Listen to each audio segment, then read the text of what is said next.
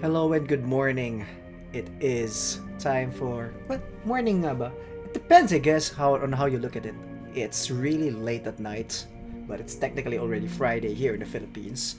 But if you are from somewhere else, possibly in the Western Hemisphere, it's probably just Thursday afternoon for you. You're from the past, and I am from the future. Hello, I am BJ, your thirst quencher, and I don't really have an agenda today. We just I just want to talk and talk until my hair sort of dries out. It's still quite wet because I felt filthy and I decided to take a shower after work. And now, at least I'm clean. But the drawback of that is I have to wait till I fall asleep. So instead of trying to dry my hair with blow dryer or something like that, I've decided to just go F it and drink coffee because this is the only thing I can drink during my fast that has flavor of a sort. Hello and welcome again. Excuse me. Drank that coffee too fast. Hi! What are we gonna do today? I think for today we're going to just look at a bunch of supplements for Dungeons and Dragons. Well, RPGs in general, but my forte tends to be fantasy RPGs, so probably we're going to stick to Dungeons and Dragons. Although I do see myself branching out a bit later because one of the choices that we can do is to buy Shadowrun stuff. I'll talk about that in a bit. Let me get rid of this thing in my throat.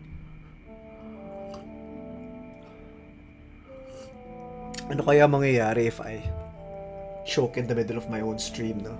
and then there's no one here to help me because Bianca's asleep, and I just why am I entertaining these thoughts? Anyway, I'm gonna try to lower the background music a bit. It shouldn't be overpowering. So there. And let's start. So what brought this about? I think it was yesterday when Journeys Through the Radiant Citadel officially released, and now people can buy it and talk about it. I heard Shadowrun, Chaotic Neural says. Yes, it has 16 supplements. What do you know, right? What do you know? So many. You know what? Let's look for that first. Kasi I'm thinking, I feel like spending a little bit tonight. Because that's what you do when you're stressed. And I do have an ongoing war with my bank account. So we could probably buy a thing or two, but I can't buy everything. Still need to be a little bit smart about it. Oh, where was that? Let me screen share. There. Ooh. Alright, let's go shopping. I heard there was a Humble Bundle for Shadowrun. Let's see if we can find it. Pup. Huh. Jack told me there's a bundle for it. Yeah, I've heard. Okay, this is not the one I'm looking for because this is for the computer game. Although that's also a pretty good I want to say deal. It's also a pretty good pastime. I played Dragonfall for a bit, and I kind of forgot about it because that's what I tend to do with long form computer games. That's why I prefer like things that can be played in 20 minutes to an hour. Ano po budget? What's my budget?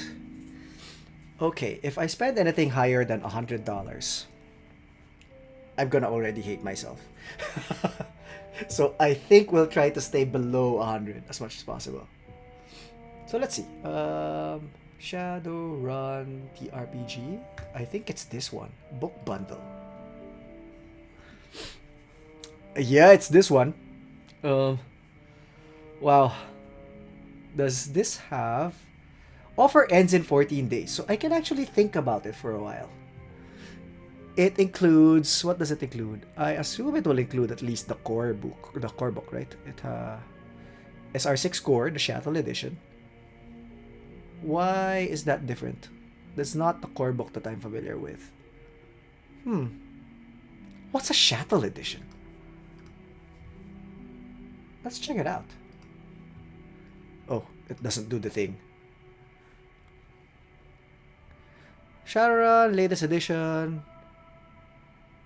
What is the Shuttle Edition? Now I want to Google it. Shadowrun. Shuttle Edition. Are you saying oh wow to the book or oh wow to the budget? Because I'd rather not spend all of it in the for budget.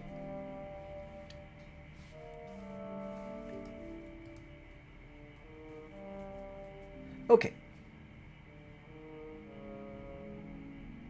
City Edition Shuttle contains the full updated rules content. I suppose they had to already update the rules because there were a bunch of things in 6th edition that just kind of did not flow together so well. Maybe that's what's happening. Oh wow, to the bundle. Okay. So yeah. So that's one of our first options. How much is it? It seems that to get all 16 items, I need to spend at least 989 pesos and 73 cents. Parang kahapon lang na-release yung core book. Yeah, Shadowrun is a bit aggressive. Another group that's quite aggressive with their RPG releases, although I think they've finally tapered down, is Legend of the Five Rings. Because the last time I checked, there were several... No, RPG. Here we go. Fantasy Flight.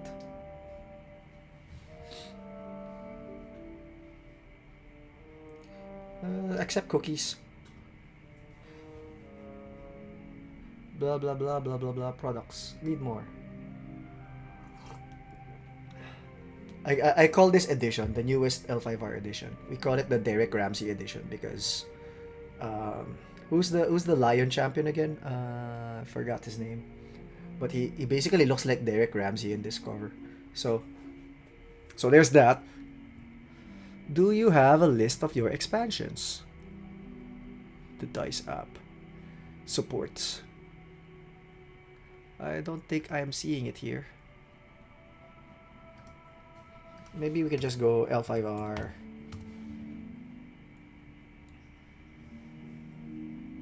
I know they've released some kind of Shadowlands book, but I haven't really been following them as much, which is funny because I'm now the admin of the L5R RPG Philippines group. Yeah, I've taken over as admin.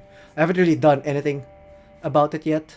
I feel like my first order of business for that particular Facebook group is to prioritize Filipino members because there are a lot of members that are applying that are clearly not from the Philippines. So it defeats the idea of it being a Philippine group.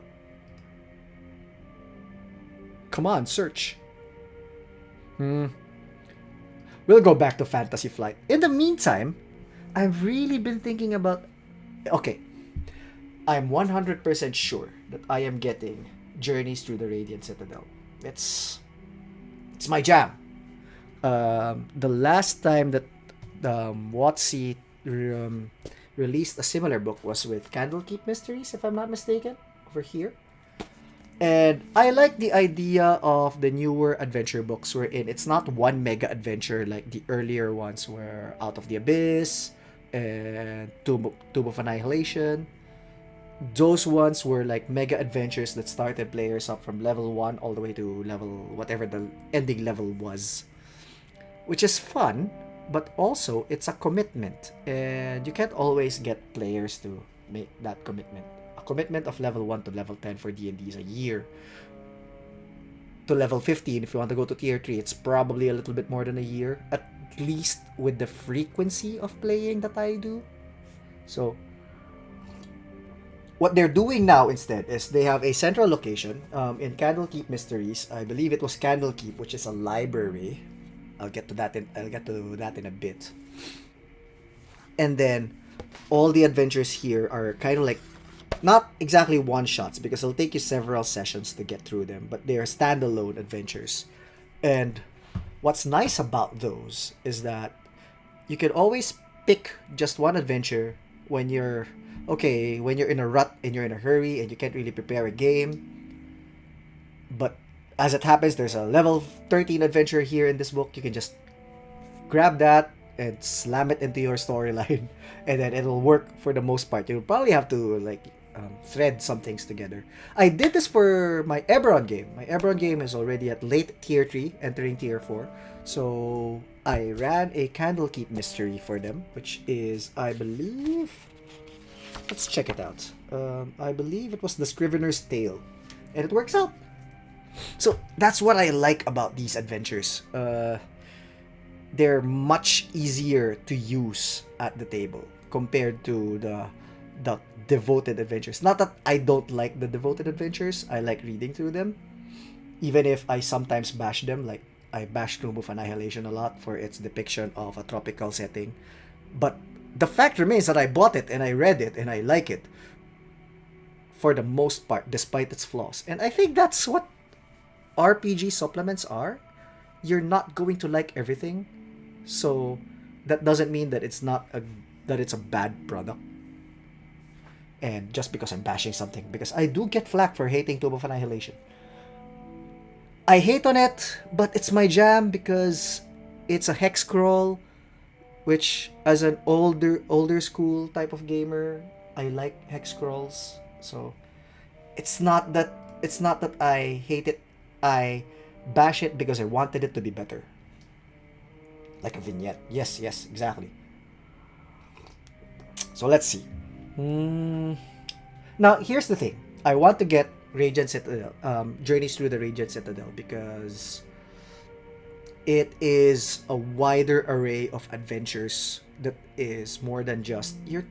You know how when you're running a D&D adventure, you can sort of go into autopilot and like, let's do a fetch quest, or let's have a murder mystery, and it's always the same, right?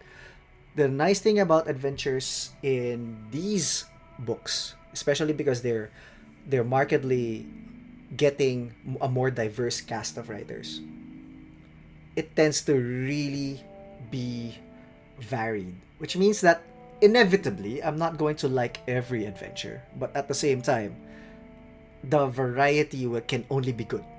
Can only be good for D&D.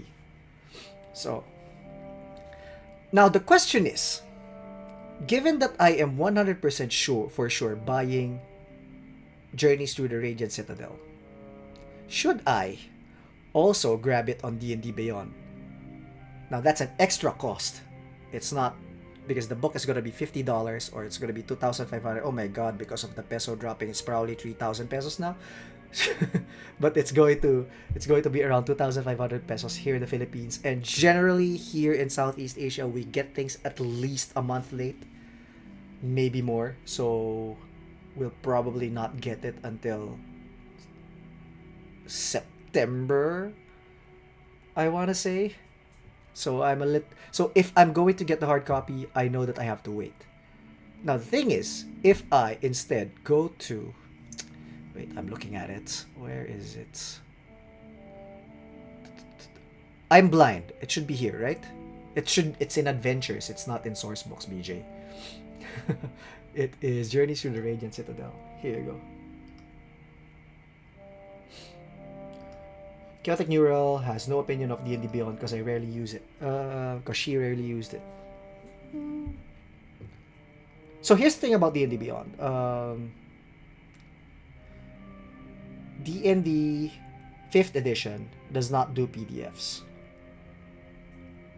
For better or for worse. I think the reason for that is because back in 4th edition, there was really a very strong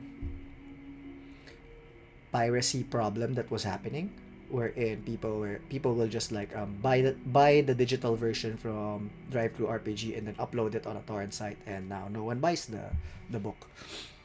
So to counter that, they've decided to go against PDFs moving forward. I think that happened around by the time Player's Handbook 3 for the 4th edition happened.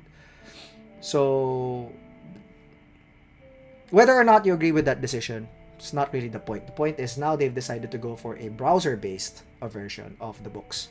So if you have, like, for example, I have Monsters of the Multiverse here. Let's open Monsters of the Multiverse. Here you go. Yeah, there are no official 5e PDFs. So for example, here, you could just, I want to get a Tararuk, or I want to see the stats of the Tararuk, and I want to read about the Tararuk, and it's right here. It's exactly, it's the exact same text as it would be on the book. So you have the stat block and everything. So it's pretty cool. That's on the GM side of things. On the player side of things, you could also create and save characters here. And you don't have to necessarily buy everything.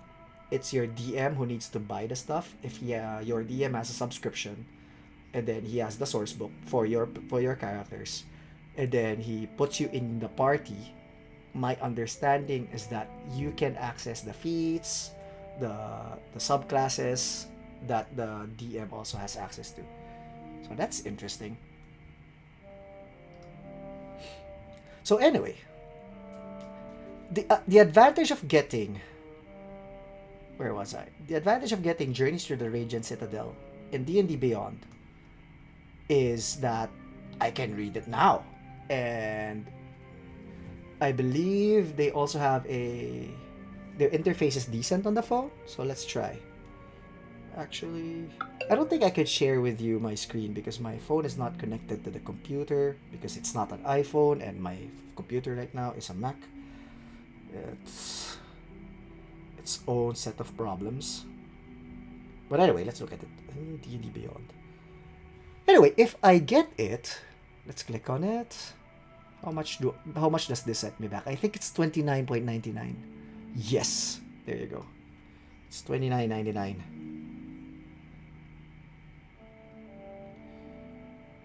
So here, D&D Beyond on the phone is pretty decent. It readjusts to the phone interface, so it's easy. So I can read it. I can read it in the toilet, for better or for worse.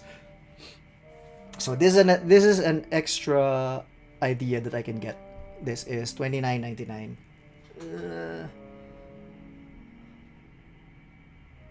What's my preference? PDFs or physical books? So the problem that I have had with books recently is that I can absorb information better with a physical book. So if I have a PDF of something and I've never read it before, it's going to be a difficult time for me to absorb it, to understand it. But given that I've already read a physical book, I prefer a PDF because I know exactly where things are, and it's much easier to grab stuff if it's on PDF. Like I can just go to page, etc., etc. If you notice, when we run Vampire, when I run Vampire, I do have a physical book with me. Now the reason for that is because the machine that I'm using is already being taxed by all of the streaming things. But in general, if it was a face-to-face game, I would prefer having a PDF of the book with me so that I can easily go to specific pages. No problem. So, to answer your question, I am usually best served by having both. I know, right? It's so hard to study a book without highlighting and annotating, and I am an annotator. I write things a lot. It's because my academic background is a math, right? And in math, you really have to write things down because I'm not even a visual math person. When I try to explain, when people tell me that a lot of them have had trouble with calculus, for example, because they had trouble visualizing calculus. It's so hard to understand it from the point of view of visualizing, and I'm like, I don't visualize calculus. It's all like logic maps from A to Z. That's how I study, and the best way to do that not through learning how to visualize, but learning how to map things. And because of that, I write things a lot. So it's a lot of a point A, point B, point C, point, and then go back to point B, stuff like that. I think it was Pierre de Fermat who famously claimed to have a proof of a theorem in the ledger of a book. he, the jury's out on whether or not he actually proved it. He said that he had the proof ready, but because he only wrote down on a ledger that he had a proof, and the actual proof was never found, Fermat's last theorem never materialized. The proof of the Fermat's last theorem never materialized until 1991, when it was proven by some dude. He's actually a PhD. So some doctorate in mathematics named Andrew Wiles, and he used like 1950s level mathematics to prove it, which means that there's no way that his proof would have matched Fermat's proof. So, why did I go on that tangent? I don't know, but that's how I study.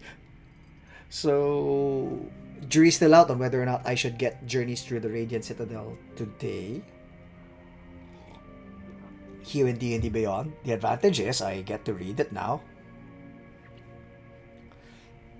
But the disadvantage is I'm buying things twice, so that's a problem. Now, something that I do want to get is Journeys Beyond the Radiant Citadel. So this is from Drive-Thru RPG. And this is basically a supplement to the supplement. Because each adventure in Journeys Through the Radiant Citadel focuses on a single location. Like I said, it's they're standalone adventures, right? But since everyone had a limited page count,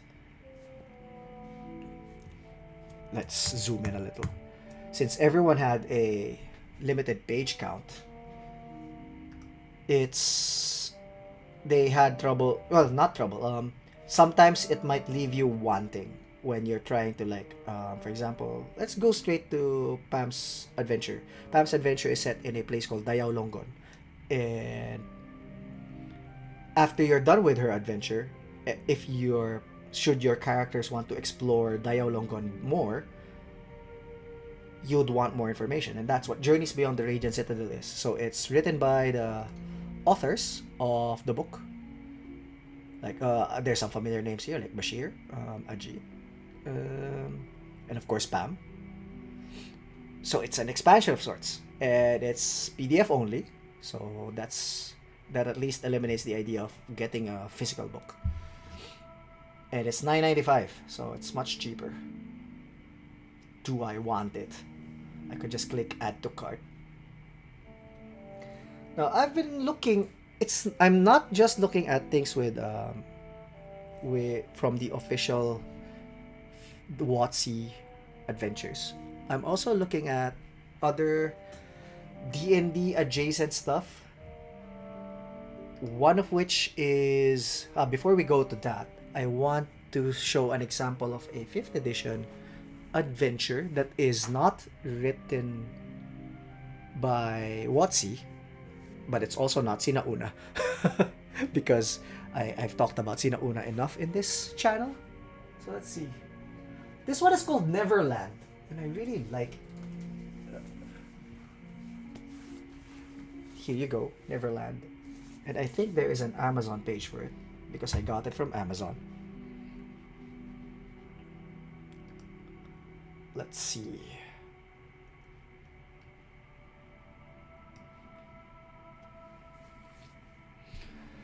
Question: if you buy the Radiant Citadel on D&D Beyond now, are you able to review Pam's story on stream?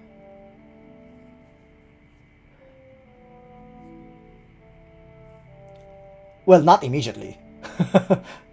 I will have to like read through it, and maybe I could do a first impressions. Or is your question more geared towards, is it legal to show the text? Because that is a gray area. I've seen people review Journeys through the Radiant Citadel by showing off parts of it from D&D Beyond, which includes the text. But since you're probably scrolling fast and the viewer has no control on where the scrolling goes next, you don't have the whole thing, and it counts as a review, and because of that, it doesn't hit through copyright.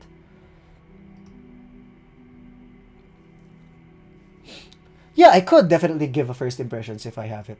So that's let's not go there.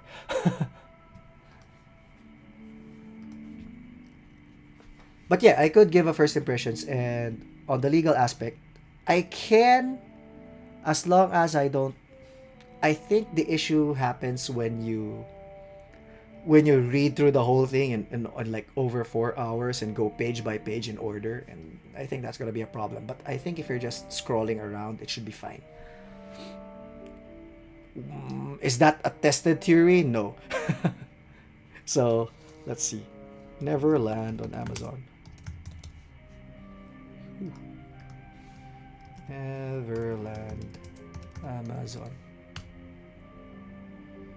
Okay, that's a different Neverland. RPG. Here you go.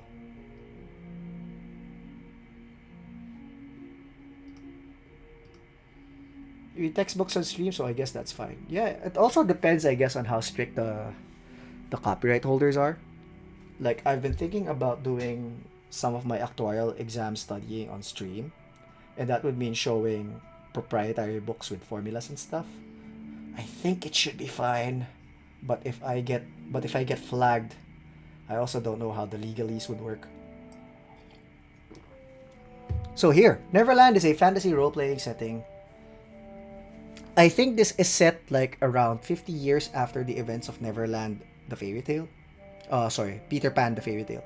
So Peter Pan is still here. He's still a child, but the other characters are here somewhere. I think at least one of the Darling brothers became a lich, and Wendy Darling became an old hag. So it's pretty interesting. Check it out if you have time. It's from the author is named Andrew Kolb. So I what I like about it is that even though it's fifth edition numerically, they have um, they have stat blocks that are very much simplified versions of what you would see in fifth edition. That's a stat block of an entire monster, and as you can see, there are like three columns, and that's already like one, two, three, four monsters in one column. And I really like that because sometimes fifth edition can be very, what's the word? Spacious. Like if there's one thing that I miss from 4th edition D&D, it's that they did their monsters better in 4E. But even then, it was a very spacious kind of design wherein the stat blocks will take the entire page. And sometimes when you're a GM and you're running a game, you'd want things to be simple. You'd want things to be easy to spot rather than elaborate. And I feel like that should not be the job of the GM necessarily, to make their own notes that are simplified versions of what is on the rulebook, but rather the rulebook itself should make things simple. So, but I also understand why you'd want it to be as elaborate and as detailed as possible, so that wrong interpretations can be minimized. So it's a balance between the two. So check it out, Neverland. Another thing that I like about it is that it looks and feels like one of those old storybooks. You even have the thing. I really like what they call the thing that you could use as a bookmark, the ribbon. And then the art is also super nice, and they have like new chapters of the story. So it's kind of like if you read OG Peter Pan, there are some items here that are extra chapters. They're not even complete. Like this one is chapter 25, and then the one after that is chapter 23. So check it out if you have time. So this is an example of an adventure outside of the bounds of Wizards of the Coast, and there's a lot of these. The reason I think that people are not looking into it as much as they could is because when you're dealing with third party, you get all types. Sometimes it just doesn't work out because the writing is tilted. It's not a very good product, but you do get gems from time to time, and it's nice to see these. Let's see. So there. So what should I buy? Another thing that I'm looking at is this thing called Bestial Ecosystems, created by Monstrous Inhabitation. This one is $20 for PDF, and it's already getting up there on the how much am I willing to pay for a product that I cannot touch. Note that the Journeys in D&D Beyond version is $30, so technically I can and am willing to pay $30 for a digital product. But the question is, for something that I am not sure will be good, do I want to pay $20 for it? So this is my jam. If you've been following me for any length of time, you know that I like system agnostic RPG stuff. What does that mean? It means that it is a supplement for RPGs, but it doesn't have its own rule set. So you could plop it, or if there is a rule set, it's super minimal. So you could plop it onto any RPG or fantasy RPG or fantasy RPG adjacent rule set that you want, and generally it will work. So Bestial Ecosystems is basically a bunch of lore stuff that could be added to standard D&D monsters. Like if I'm looking at this cover, I believe that thing on the left is an aboleth. So we're pretty sure there will be an aboleth. So that's generally something you'd find in D&D. There's a gelatinous cube there. I don't know what those bird head thingies are, but They kind of remind me of rocks. Although there's 3 of them, so they could be a Hydra. There's a giant boar for some reason, a spider. So this is something that I'm looking at, but it's $20. Yeah. Do I want it? Do I want it? How much am I willing to pay today? Apparently, there's also print on demand for this particular product, so that's interesting. PDF plus soft cover is $29. And then plus shipping. Shipping will set me back another $10 to $15, I imagine. Who knows? What else are we looking at? We were looking at L5R stuff, right? L5R RPG supplements.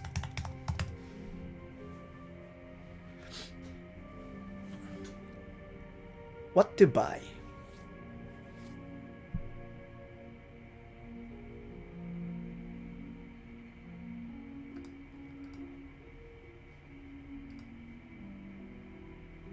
Oh, we're back here. Recent products: Blood of the Lioness, Fields of Victory, Wheel of Judgment. Ooh, this was some time ago, huh? This is still August 2020. It seems that they have slowed down for the past 2 years now. So that's something. It's an adventure book. Okay. I'm leaning less and less towards L5R the more I look at it. But I do need to get updated with it.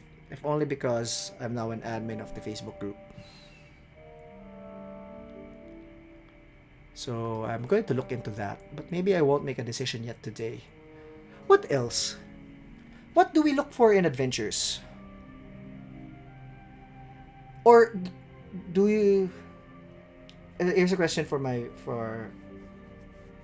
ano ba tawag sa mga nanonood ng Buko Juice Games? Here's a question for my viewers for now.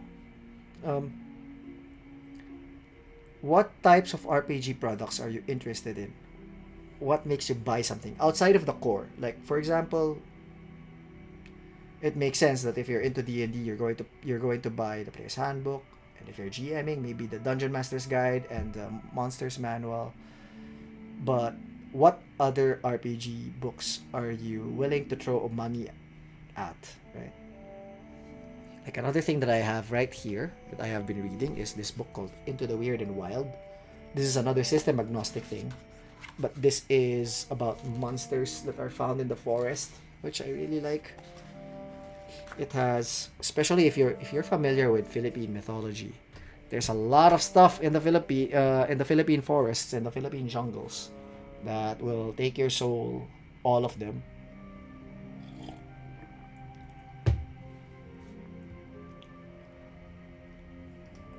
Let's change the music a bit. Mystical place. Since we're talking about mysterious lands anyway,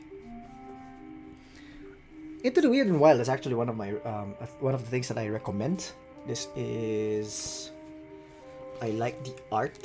This is a false beggar, and this one has some rules, and it would be familiar if you are playing like old versions of D&D, like first edition, second edition. This is going to be compatible with that. But if you're more of a 5th edition player, it's at least easy enough to look at this and infer what the equivalents are for 5th edition. My advice is to change hit dice to challenge rating and then just go to page 159 of the Dungeon Master's Guide. I want to say... No, that's wrong. Let's just open the game rules.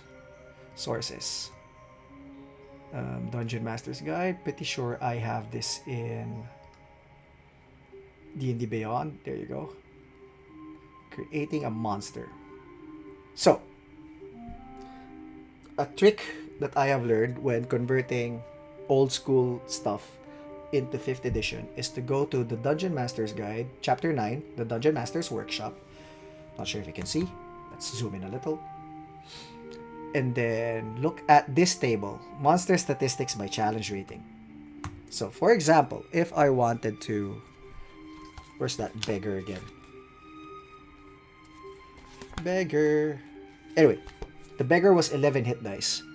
So instead of just following the hit points of the old math, the math of older editions of D&D had lower numbers, so it will not quite serve you well in a table of 5th edition games.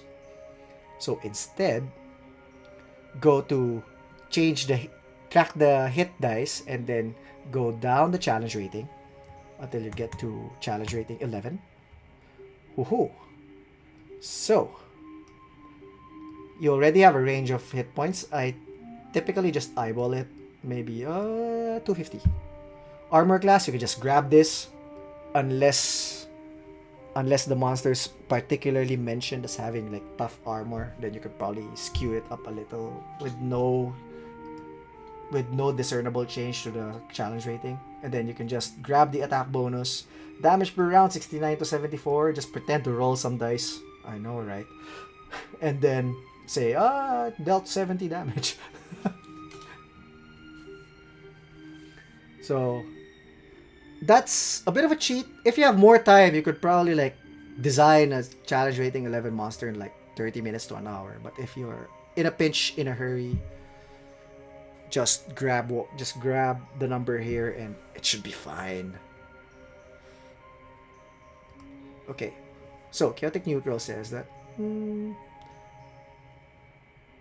the ones Chaotic Neutrals have are VTM, D&D, Witcher. Ooh, I haven't really read Witcher yet. How is it? Quests, I have a quest. Root, I don't have Root, but I'm not so interested in it. Paranoid Red Clearance and Critical Core one the way. Okay. I don't really see a theme with the books I bought. Oh, in June! Yeah, Dune. Dune's pretty nice. OMG, do you do that to us in VTM? I will invoke my right against self-incrimination. But no, actually, it's I like to keep things simple for VTM, if only because I don't have it mastered so much. Like, sorry, that didn't come out right. In Vampire the Masquerade, since I don't have the rules mastered as much, I tend to stick to the book as much as possible. Because I can eyeball things in 5th edition now, and I can eyeball things in pretty much every edition of D&D, because I know it like the back of my hand. But for things like Vampire, wherein every time we play, I forget the core rules, right? I cannot do that, because if I try to wing things, I know that I will screw something up. So there. But it's always I recommend for Dungeon Masters of 5th edition in particular, learn to love Chapter 9 is what I want to say. I've heard some arguments before about Dungeon Masters who have never read the Dungeon Master's Guide, and that if the game requires the Dungeon Master's Guide to run, then it's a poor game. I don't think that's true, but also it's a testament to the game also that you could play it without reading the Dungeon Master's Guide. You could run it without reading the DMG. But I do recommend reading it, because there are things there that are specific to 5th edition that can work. So even if you're an experienced game master, there are things there that will help you in running D&D 5e particularly. And I guess it's a touchy subject, because there are a lot of things that are specific to D&D that don't translate well to other RPGs. And not everyone appreciates that D&D tends to keep their players inside their ecosystem. But that's the thing. It's a brand. It's a big company brand, and that's what they want you to do. They are not really incentivized to introduce other RPGs to you, because why would they? And whether you like that or not, that's how they are going to do things. What else? So, let's go back to our shopping. Oh my gosh. Lumalabas. 989 pesos. That is That's pretty good. That's definitely less than $100, right? That's 18. I want to say $18. Isang oras ka na nasa grocery. Yeah, I tend to, when I am shopping, I tend to circle around the grocery like 5 times and then spend the last 5 to 10 minutes just picking up everything that I want. No, wala pang laman ng cart. Yeah, I'm not an add to cart kind of guy. Because to me, add to cart and buy is the same. I'm not sure if that makes sense. Let's see. So let's get rid of L5R for now. I don't think L5R is for us today. Although I want to read this particular article, so let's keep that. Neverland, I already have you, so let's turn that off. The bundle is probably a yes. But we're going to keep... Tama, diba? If I pay 549, 6 items lang. Ugh. But if I pay 989, I get all 16 items already. So it's probably going to be on the 989. And then the next thing is, should I get Journeys to the Radiant Citadel D&D Beyond version?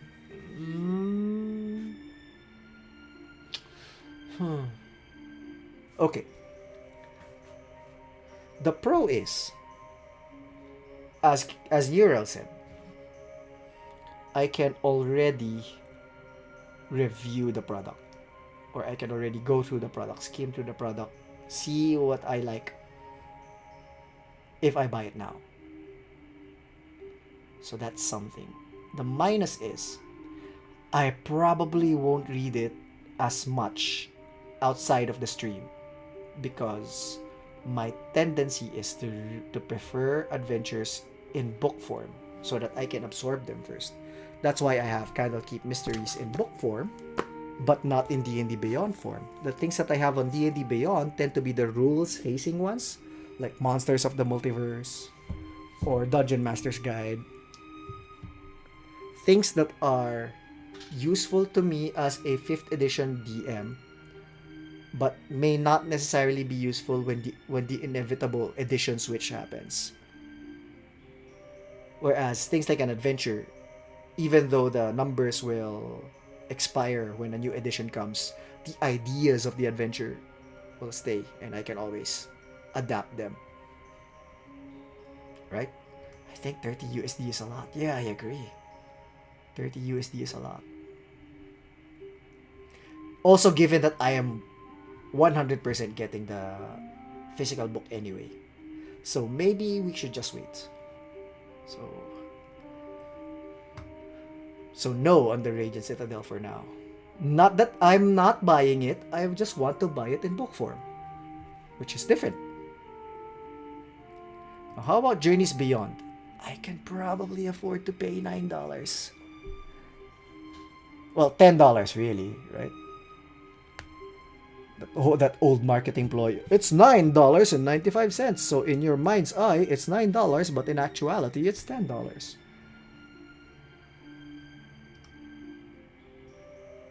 Yeah. Given that I'm planning to buy the physical, right? Yeah. So let's get rid of that. But I might get this. I kind of wish WotC gives digital versions with the physical copies like other publishers. Yeah, I know, right? I know why they don't. Or at least I know a reason why they don't.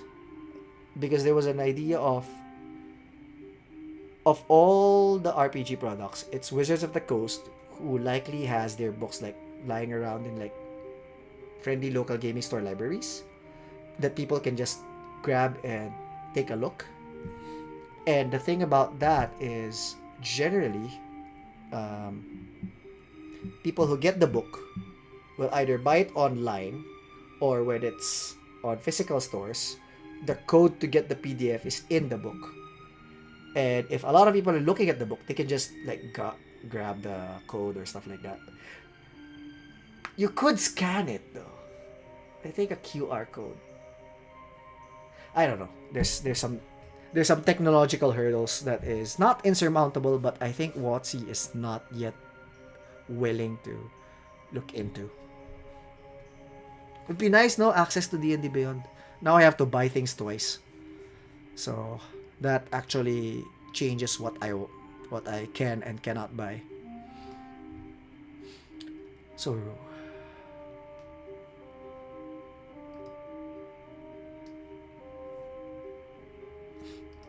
yeah, something like that. Sige, redeem, and then if someone else redeemed it before buying it, then sayang, diba? Especially if I later on buy that product, but someone else copied the thing and silent redeemed for their account, then it's already an issue. I think the way to do that is to have like review copies that are available for the library, but then have the copies that are for sale to be in a separate non-display. I don't know how that works though. There's some logistics issues there that have to be worked out. So let's see. Do I want you Journeys Beyond the Radiant Citadel? Okay, so here's another thing. The drive-through RPG stuff and the humble RPG stuff are different storefronts. So it's a bit weird to get one from each today. Now the thing about Journeys Beyond the Radiant Citadel is that I can grab this anytime. I can grab this 2 months down the line when I have the actual book. But the Humble Bundle only has 13 days left.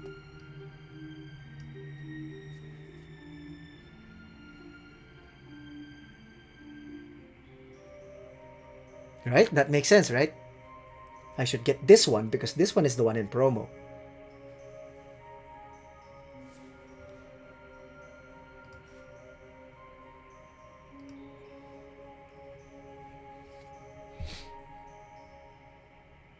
And of all the books, of all the things we're looking at, Shadowrun is the one that I really need in digital form, because oh my god, they're the hardest.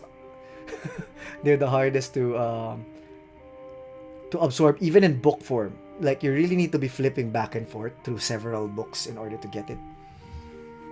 How was my experience GMing Shadowrun? It was okay. The only problem that I have with it right now is that I don't think it's okay for streaming. Because in a typical stream game, you can only play for about 3 hours, if you're lucky. And that is less than one round sometimes for Shadowrun. And medyo hassle, diba? I feel like if it was an in-person, face-to-face game, I can run Shadowrun no problem. Because I can have a group that is dedicated to playing this game for about 6 to 8 hours. And things can be done in 6 to 8 hours that cannot be done in a 3-hour window. In a 3-hour window, the plot is glacial and doesn't quite work. So yeah, GMing it is okay, but it's not for streaming. That's what I'm thinking of.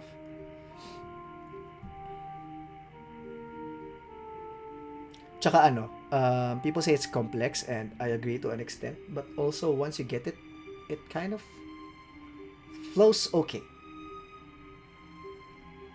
I don't want to say flow well. It flows like,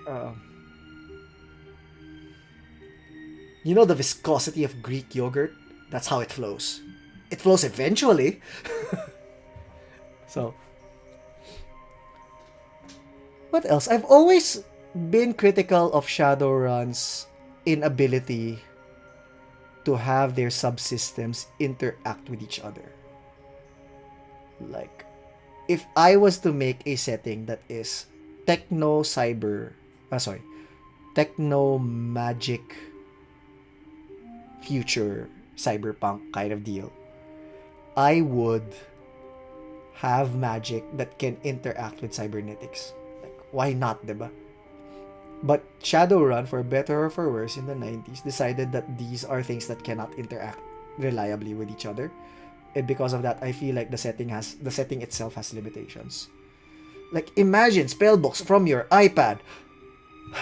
Like those narrative things that just doesn't quite work. It's either everyone at the table is a decker or no one is a decker. Yeah. I guess it's more of, if there's a decker in the party, you have to know how decking works, and you have to give the decker something to do. Because otherwise, because especially when the thing that I wrote is for Shadowrun is that you can ask a player what they're doing, and if the decker like decides to do a thing for the matrix, okay, make that roll and make that roll, then I'll get back to you. And then you ask someone else what they're doing, and then after that I can loop back to the decker, and then what's the result of your roll. As long as I can jump from subsystem to subsystem like that in my head with no problem, then I think it works.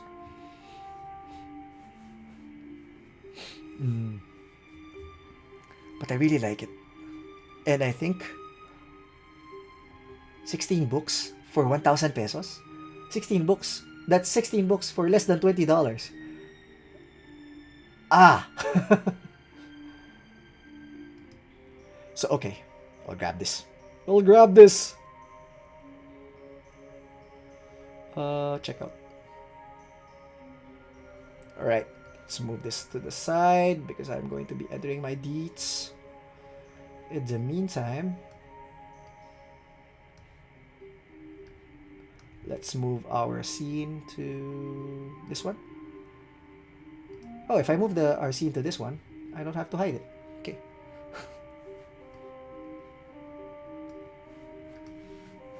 Don't I already have a Humble Bundle account? I do. There you go. For your protection, we need to verify that this computer is yours. Please enter the code that we sent to your email address. Okay. I guess. Checking my stream just to make sure that you're not seeing my personal stuff. Alright. Someone near Manila with IP address blah blah blah is trying to access your Humble Bundle account. Please enter the following code into your browser. Alright.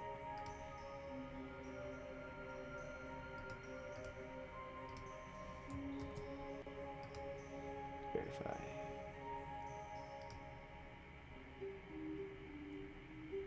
Please click on the boats to prove you are a responsible human.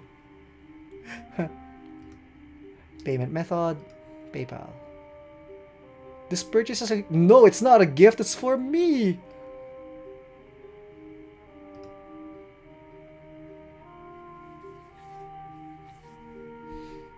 Welcome, we recognize you on this device. Just pay the... Salamat, BJ.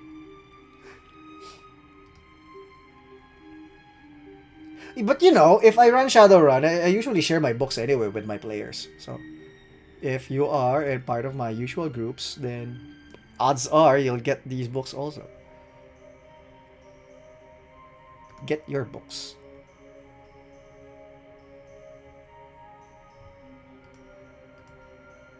Let's see. Get your bundle. Bulk download.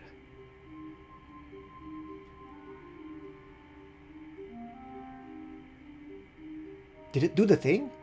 I think it only downloaded one. Huh.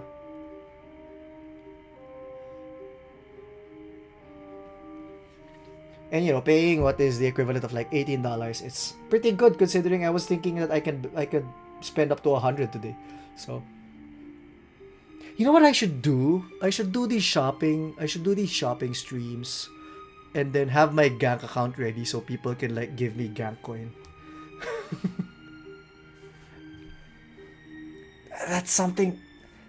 Ewan ko kung may mauuto ako. Like, guys, please give me money so that I can buy the thing.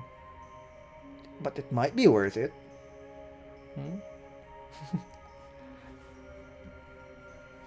Downloads. Yeah, I have to get it one by one. But you said bulk download. You're not bulk downloading.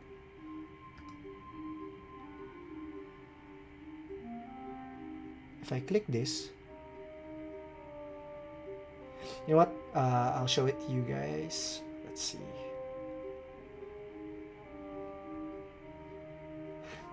Ano na para mag-Twitch to? You know, I just figured out that thought was not like what thought actually means, and I'm like, huh,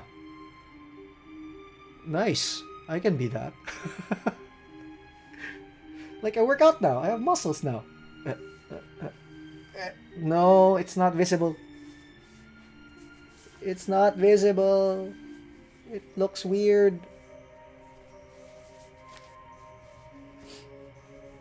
And anyway, let's see. Downloads. Pasensya na ako mabagal kasi among other things, I'm using a Mac and I haven't quite got into the hang of it yet. Why is this here? Get rid of that.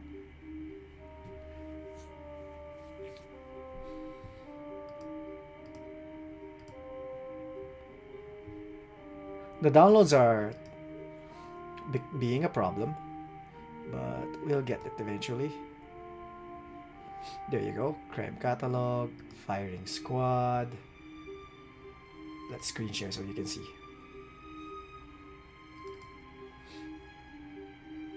Firing Squad, Ingently's Athletes, Age of Rust. I have to click them one by one. SR6 Core Shuttle Edition. I'd look into Shuttle Edition, if only because it's different from the core book that I have. So No Future, Slipstreams.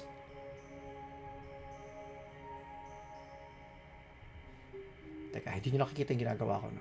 So, let's move it a little to the side. Slipstreams, Free Shuttle, Power Place. I know there's a bulk download button right there, but when I tried it, it only downloaded one. So it's not working properly for me. Let's see, Power Place, 30 Nights, Cutting Black,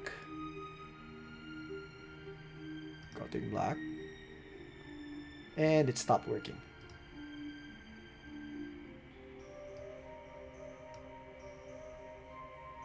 Refresh again. What was the last thing we tried to download? Cutting Black. Refresh. Oh. Refreshing in Mac is not the same as in Windows. Where's that refresh button?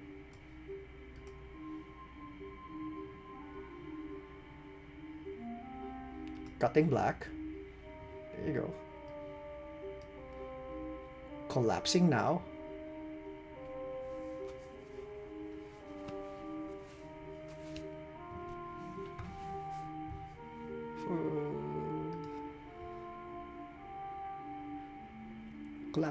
Collapsing Now. Neo-Anarchist Streetpedia. That's a good name.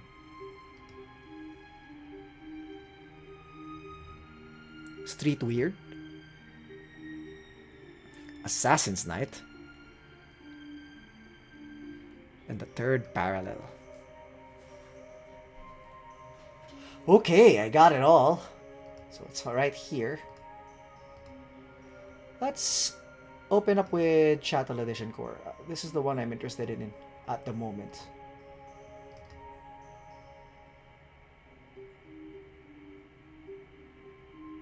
Did that do the thing? I don't think it did the thing. There you go.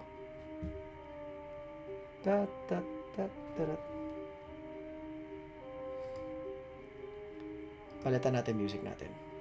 We've been in the mystical place for too long. Let's go to ambience. And let's go to the ocean. All music for this particular stream is by tabletoppy.com. Thank you, tabletoppy.com. So we have water. Let's add some rain. There you go. And here we are, Shadowrun 6th World. It looks different, right? I'm not imagining things. It's not the same book. Or is it? No, it's the same. Oh, wait, it's not. Some of the art is different. That's technology.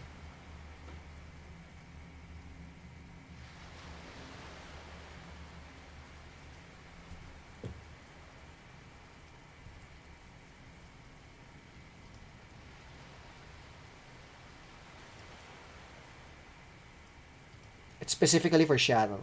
Okay. Yeah, that makes sense.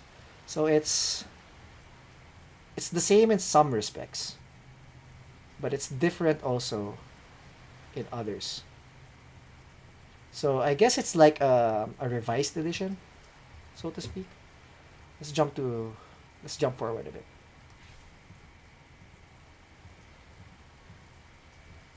Yeah, this one is pretty much the same, right? Let's look at the TOC.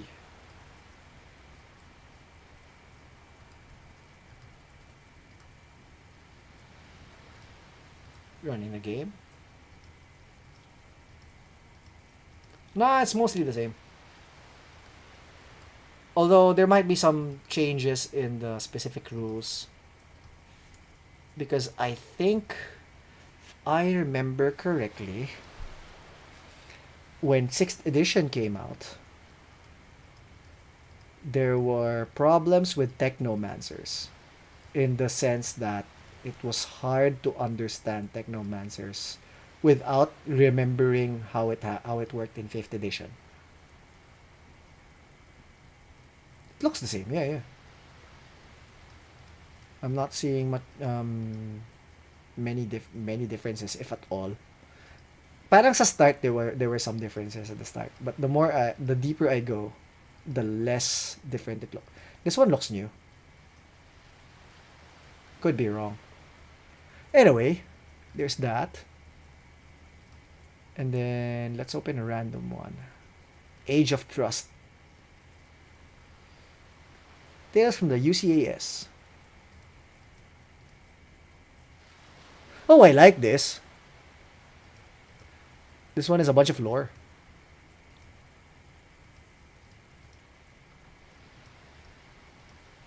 I like reading Shadowrun because it's very, I wouldn't say unique, but it's a world that I want to immerse myself into because it's plausibly it's plausibly our future, assuming that assuming that you buy into the idea that magic returns. Like, um, almost all of the tech that is future cyberpunk tech in Shadowrun already has some form in the present. Like, augmented reality is here. There was Google Glass in 2012. In fact, that was 10 years ago. Oh my gosh.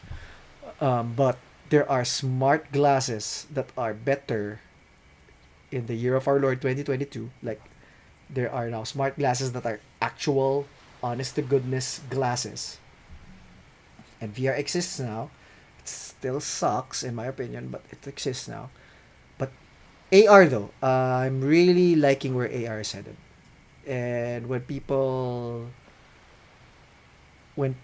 start to be more okay with having cameras on your glasses, I think it will go back in vogue. And I think people are starting because it's the age of TikTok and it's gonna be a thing. I feel like maybe in the next 5 years we'll see some form of glasses with camera again because now you have the smart glasses. So AR is more of my interest, although I also understand that VR is pushing forward. Cyberspace combat is very much a thing now. What else? Prosthetics have gone through amazing leaps and strides because of 3D printing. So what else? Mm, your com links are pretty much that's where the phones are going to, more or less. Especially now, your phone is now augmented by your smartwatch. I imagine once AR really gets into full gear, then it will just be your watch, your glasses, your skin. I don't know. What do you think of cyberspace combat for Shadowrun Neural? I think it works as my opinion first is that it works as a game construct, but I'm not sure if it captures the feel of actually hacking.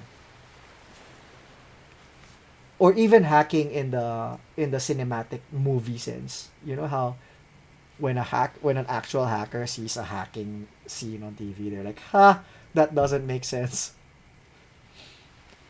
I'm not sure if it even accomplishes movie hacking in terms of feel. It feels like it's just reskinned combat right now. Hmm. Maybe I just maybe we I just need to work on how to role play it. Depends then on how players collaborate on fleshing it out. Yeah, I do remember that your particular group with Jack had very good collaboration on how things work. So yeah, I think I'm happy with my purchase. A lot of these are going to go to my tablet. I'm gonna spend the rest of the night me reading, and I think my hair is finally dry. So I'm also going to conclude this edition of Late Night BJ. Thank you for hanging out with me. I guess I'll just finish by finishing my coffee. Don't worry about it. It's instant coffee, and it doesn't affect me anymore. Instant doesn't reach my soul. I will just fall straight asleep afterwards. I have 80 more USD to spend next time. And next time I will have my gang set up so that please donate so that I can buy more shit. It might actually work. I'm thinking about it. It might actually work. Especially if I show it to the viewers. Tingnan natin. At any rate, thank you for hanging out with me. I'm going to be concluding now. Goodbye.